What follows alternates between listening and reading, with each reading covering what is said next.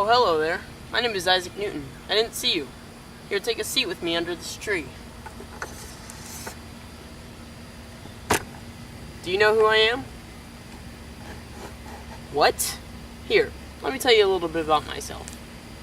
I was born in Woodthorpe, Lincolnshire. I know, it sounds very fancy, but it wasn't at all. I was actually born and raised on a farm. When I was very young, my mom left me with my grandmother. She left to marry another man. I know, right?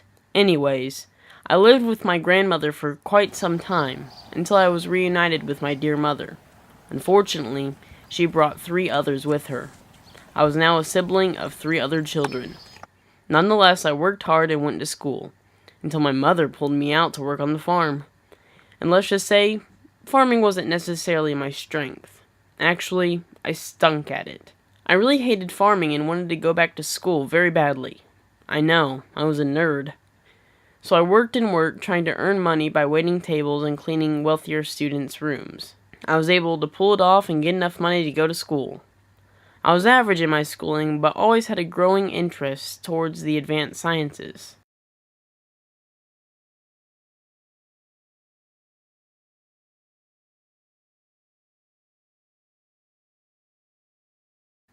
In 1665, I graduated from college. I got a degree to further my education. Unfortunately, that's when the Great Plague hit. Cambridge had to evacuate. Everybody out! While there was no school, I was in solitude writing notes. I started to learn more about light and reflections, such as the color spectrum.